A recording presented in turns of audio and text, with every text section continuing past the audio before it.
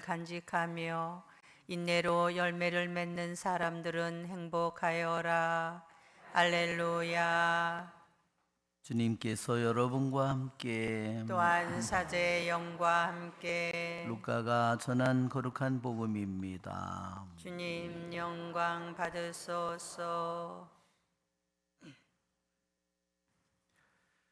그때 많은 군중이 모이고 또 각 고을에서 온 사람들이 다가오자 예수님께서 그들에게 비유로 말씀하셨다. 씨 뿌리는 사람이 씨를 뿌리러 나갔다. 그가 씨를 뿌리는데 어떤 것은 길에 떨어져 발에 짓밟히기도 하고 하늘의 새들이 먹어버리기도 하였다. 어떤 것은 바위에 떨어져 싹이 자라기는 하였지만 물기가 없어 말라버렸다.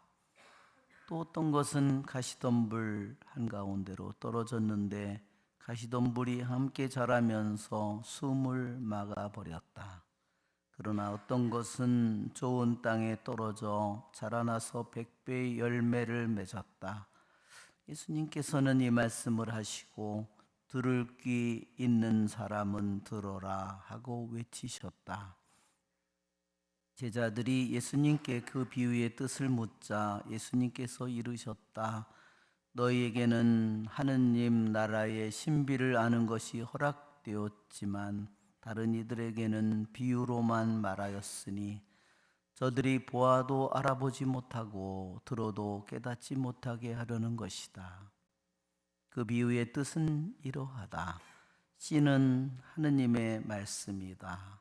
길에 떨어진 것들은 말씀을 듣기는 하였지만 악마가 와서 그 말씀을 마음에서 앗아가 버리기 때문에 믿지 못하여 구원을 받지 못하는 사람들이다. 바위에 떨어진 것들은 들을 때는 그 말씀을 기쁘게 받아들이지만 뿌리가 없어 한때는 믿다가 시련의 때가 오면 떨어져 나가는 사람들이다. 가시덤불에 떨어진 것은 말씀을 듣기는 하였지만 살아가면서 인생의 걱정과 재물과 쾌락에 숨이 막혀 열매를 제대로 맺지 못하는 사람들이다. 좋은 땅에 떨어진 것은 바르고 착한 마음으로 말씀을 듣고 간직하여 인내로써 열매를 맺는 사람들이다. 주님의 말씀입니다. 그리스도님 참여합니다. 앉으십시오. 아멘. 참 예수님, 참 예수님. 오늘은 성 비오 피엘트레치나의 비오 사제의 기념일 미사이기도 합니다.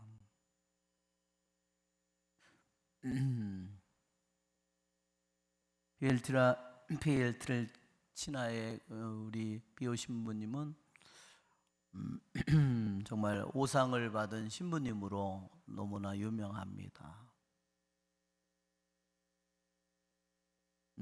그렇게 한편으로는 무지하게 유명하지만 한편으로는 세상에서 너무나 많은 고통을 겪으셨습니다. 왜 고통을 받았을까요? 수많은 사람들이 의심을 한 겁니다.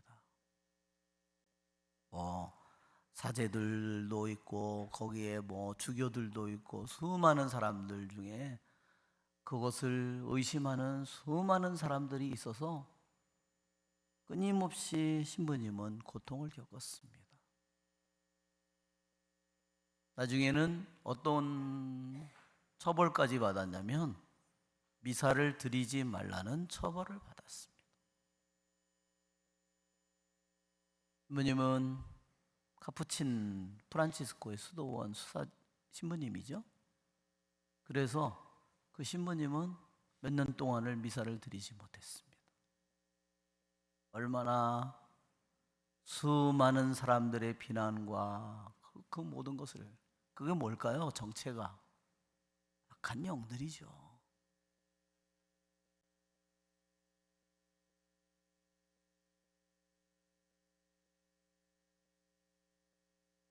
신부님은 어려서부터 천사를 보면서 살았답니다. 그래서 신부님은 다른 아이들도 같이 자라는 다른 아이에게도 똑같은 일이 일어나는 줄 알았답니다. 그것을 훨씬 더 커서 그것을 알은 거예요. 자기만이 그러한 은총을 받고 있다는 사실을.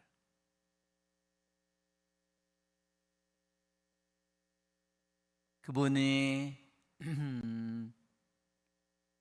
선종하시고 그분의 시신을 무덤에 묻었을 거 아니에요. 수도원 무덤에 묻고 언제 그 시신을 꺼냈을까요? 50년 후에 땅속에서 그걸 꺼내는 겁니다. 땅속에서 꺼냈을 때 시신이 그대로 있는 겁니다. 뭐 쪼그라들거나 마르거나 뭐 그런 것도 없이 그대로. 한번 생각해 보십시오. 방부 처리를 했나? 죽는 순간에요. 방부 처리를 했다. 그 죽는 순간에 의사가 저기를 하죠. 그 다음에 의사가 거기에 무슨 장례를 치르죠. 무슨 처리를 했는가? 다 거기서 그 사람들이 기록을 하는 겁니다. 만약에 방부제를 조금이라도 썼다면 절대로 인정이 되지 않습니다. 여러분 한번 생각해 보십시오. 우리들의 몸에 시신이 50년 동안 땅속에 묻혀 있는데 썩지 않았다. 우리들이 지금 죽으면 어떨까요? 우리 안에 몸속에 미생물이 있죠? 균이 있죠? 예. 수많은 것들이 우리 몸속에 있잖아요. 우리의 내장 속에 얼마나 많은 균이 있을까요? 수십억 상상도 하지 못하는 우리의. 예. 그러면 그놈들이 어떻게 할까요? 다 그 안에서 보패를 일으키겠죠? 그 시신이 썩지 않고 있다는 사실이 그대로 그 육신이 썩는 것이 본성이잖아요.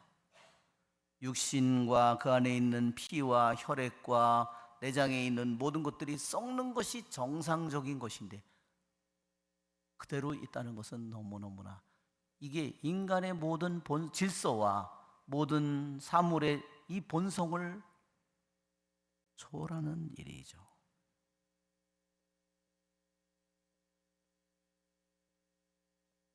그분이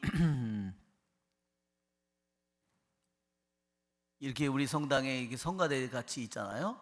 그 성당에 가보면 그 로톤도라고 그 성당에 가보면 그 분들이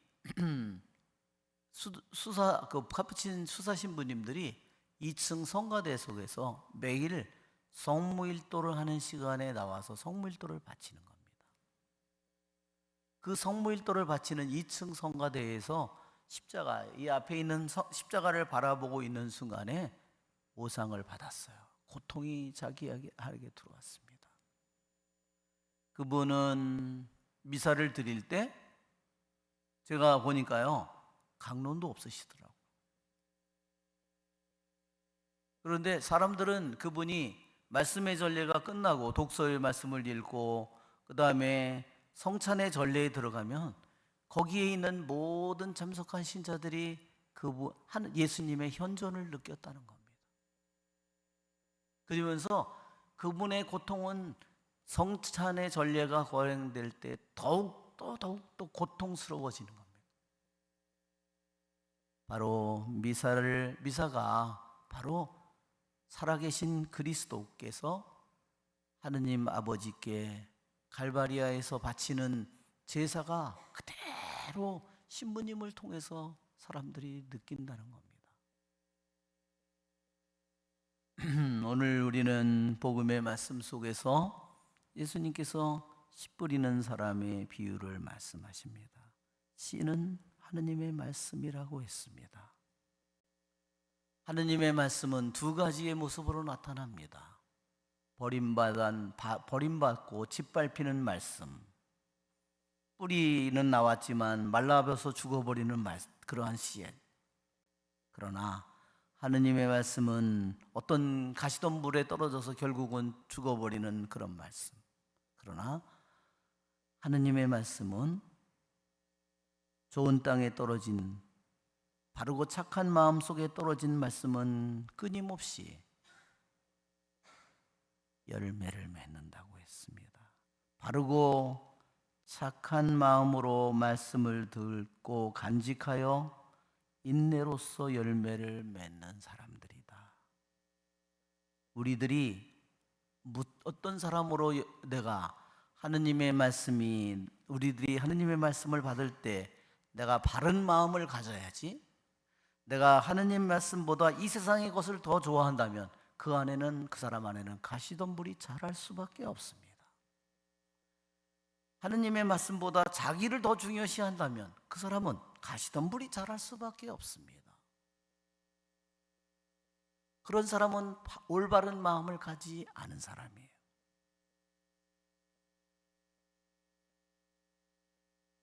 올바른 마음을 가졌을 뿐만 아니라 인내하는 사람만이 수많은 고통이, 풍랑이, 시련이, 비난이 우리들에게 오지만 끊임없이 인내로서 그것을 견뎌내는 사람만이 하느님의 말씀의 열매를 맺게 됩니다. 어떠한 삶을 하느님의 말씀이 우리들 안에 들어와서 어떤 열매를, 어떤 일들을 하는지 그것은 분명히 하느님의 말씀은 영원한 생명의 말씀으로 우리들에게 씨앗으로 들어오지만 그것이 내 안에서 열매를 맺는 데까지는 반드시 우리들의 올바르고 착하고 인내로 가진 그러한 마음을 통해서만이 하느님의 말씀은 열매를 맺습니다. 우리의 좋으신 주님을 찬미합니다. 성찬절례를 시작합니다.